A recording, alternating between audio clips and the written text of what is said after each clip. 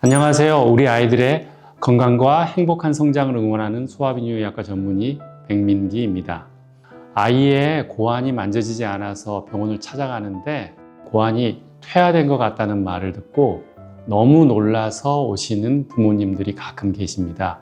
그래서 이번 영상에서는 퇴화고환에 대해서 설명해 드리도록 하겠습니다. 퇴화고환은 고환이 퇴화되어 기능을 하는 고환 조직은 없고 위축된 섬유화 조직만 남는 것을 말합니다. 이는 테스티큘라 너빈이라고 부릅니다. 너빈은 쭉정이라는 의미지요. 그래서 테스티큘라 너빈은 고환 흔적물 또는 퇴화 고환이라는 의미라고 이해할 수 있습니다. 이는 고환 퇴행 증후군 테스티큘라 리그레션 신드롬 또는 소실고환 Vanishing Testis라는 용어로도 불립니다. 그럼 퇴화고환의 원인은 무엇일까요? 퇴화고환의 가장 유력한 원인은 태생기 또는 출생 전후에 발생한 고환 염전, 즉 고환 꼬임, 테스큘라 톨전이라고 알려져 있습니다. 정상적으로 발생하여 음낭으로 하강하던 고환의 혈관이 갑작스럽게 꼬이면서 혈류 공급이 차단되기 때문이지요. 혈류가 차단되면 고환에 혈류가 가지 않아 괴사 과정을 겪으면서 서서히 섬유화되어 흔적만 남긴 채 소실됩니다. 그럼 퇴화고환은 어디에 위치할까요?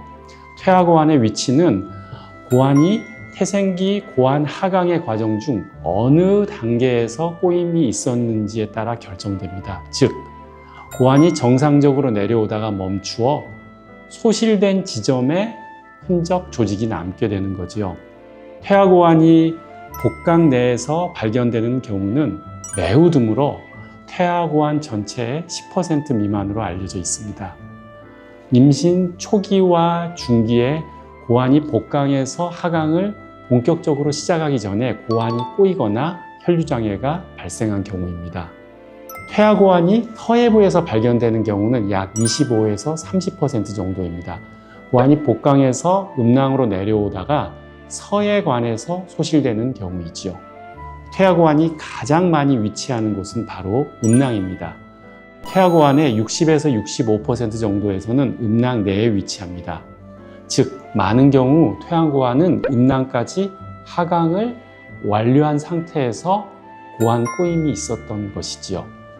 자, 이제 조금 다른 이야기인데요. 한쪽에 퇴화고환이 있는 경우 반대쪽 고환은 대부분 평균보다 크기가 커지는 경우가 많습니다. 이와 같은 경우를 보상성 비대, 즉 한쪽이 퇴화되니 다른 한쪽이 정상보다 커진다는 말입니다. 이러한 보상성 비대의 기전은 세 가지로 설명할 수 있겠습니다. 첫 번째 기전으로 한쪽 고환이 퇴화되면 뇌가 명령하여 고환을 키우는 호르몬이 증가하게 됩니다. 고환 한쪽이 없어지면 우리 몸의 남성 호르몬이 부족해지는데요. 이를 감지한 뇌하수체 부위에서 남은 고환을 강하게 자극하는 호르몬인 여포 자극 호르몬인 FSH를 평소보다 많이 분비하게 됩니다. 두 번째 기전으로는 이렇게 증가한 FSH는 고환 내부의 정세관, 세미니퍼러스 튜브를 강력하게 자극합니다. 정세관은 고환 부피의 80에서 90% 정도를 차지하기 때문에 정세관의 길이와 직경이 늘어나면서 고환의 크기가 증가하게 됩니다. 마지막 세 번째 기전으로는 양측으로 가야 할 혈류가 한쪽에 집중해서 가게 되므로 영양 공급이 풍부해져서 반대쪽 고환의 조직과 세포들이 더 잘 자라게 된다고 할 수 있습니다. 이런 반대측 고환의 보상성 비대를 임상적으로 응용할 수 있는데요. 만약 잠복 고환을 의심하는 아이에서 한쪽 고환을 만질 수 없고 초음파에서 잘 보이지 않는데 반대쪽 고환이 정상보다 많이 크다면 만져지지 않는 쪽 고환이 퇴화되었을 가능성이 있구나 라고 생각할 수 있습니다. 하지만 한쪽 고환이 퇴화되었다고 해서 반대쪽 고환이 반드시 보상성 비대가 있는 것은 아닙니다. 10에서 20% 정도에서는 한쪽 고환이 퇴화되었다고 하더라도 반대쪽 고환에 보상성 비대가 없습니다. 이런 경우는 퇴화되지 않고 하나만 남은 고환에도 문제가 있어서 잘 자라지 못한 경우입니다. 이와 관련된 가설로는 두 가지를 생각해 볼 수 있습니다. 첫째, 반대쪽 고환 또한 살짝 고환 염전이 있다가 다시 되돌아온 경우입니다. 고환이 꼬이는 경우는 양측성으로 일어나기도 하는데 반대측도 고환이 염전이 살짝 있어서 미세한 조직 손상을 받았기 때문에 FSH 호르몬이 정쇄관이 커지도록 자극하여도 이에 반응을 잘 하지 못하여 고환이 비대해지지 못한 것이라고 생각하는 가설입니다. 두 번째 가설로는 고환 자체의 여러 문제로 인한 것입니다. 반대쪽 고환에 원래부터 문제가 있어서 여러 가지 자극에도 불구하고 보상성 비대가 일어나지 않은 경우이지요. 자, 그렇다면 이제 퇴화고환의 진단과 치료 방법에 대해서 간단히 말씀드리겠습니다. 소아비뇨의학과 의사들이 표준으로 여기는 진단과 치료 방법은 미국 비뇨의학회 AUA 가이드라인과 유럽 비뇨의학회 EAU 가이드라인을 따르고 있습니다. 이 가이드라인들에 따르면 퇴화고환을 최종 확진하는 방법은 첫째, 전신마취하에서 신체 검사, Examination Under Anesthesia, 즉 EUA. 둘째, 진단적 복강경 검사, Diagnostic Laparoscopy입니다. 이를 하나씩 설명드리자면 첫 번째, 전신마취하에 신체 검진을 해야 하는 이유는 외래진료실에서는 아이가 울거나 긴장하여 정확하게 진단하기가 어려우므로 전신마취로 근육이 완전히 이완된 상태에서 신체 검진을 하여 퇴화고환을 촉지하는 것을 권장하고 있습니다. 그리고 아까 말씀드렸던 반대측 고환에 보상성 비대 소견이 있다고 하더라도 이 소견이 고환 위축을 진단하기는 어렵습니다.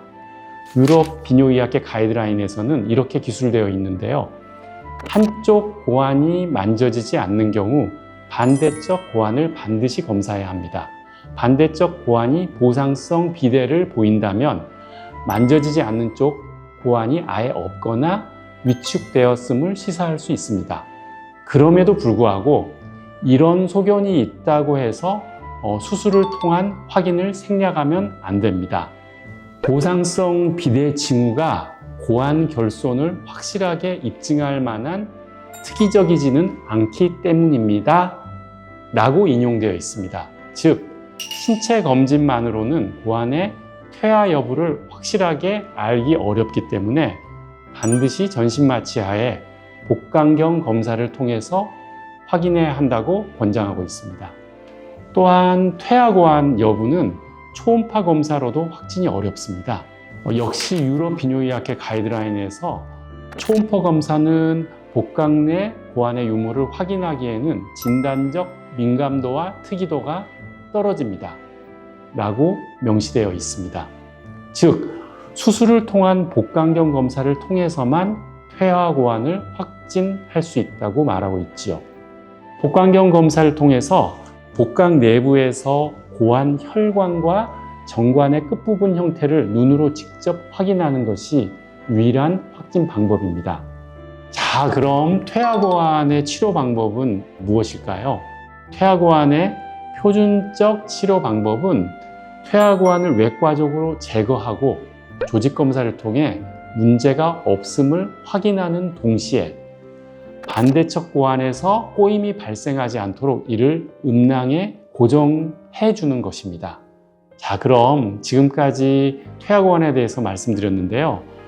퇴화고환의 진단과 치료 과정에는 오늘 말씀드린 것과 같은 표준적인 진단과 치료가 존재하지만 표준적인 진단과 치료 방법과 더불어 아이들에게 도움이 될 수 있도록 부가적으로 적용할 수 있는 여러 가지 방법들이 있습니다.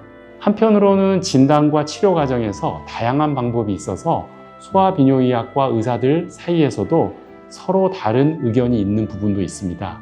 이 부분은 다소 조금 긴 설명이 필요한 부분이어서 다른 영상에서 다시 자세하게 말씀드리겠습니다. 이번 영상도 시청해 주셔서 감사합니다. 항상 우리 아이들의 건강과 행복을 바라는 소아비뇨의학과 전문의 백민기였습니다.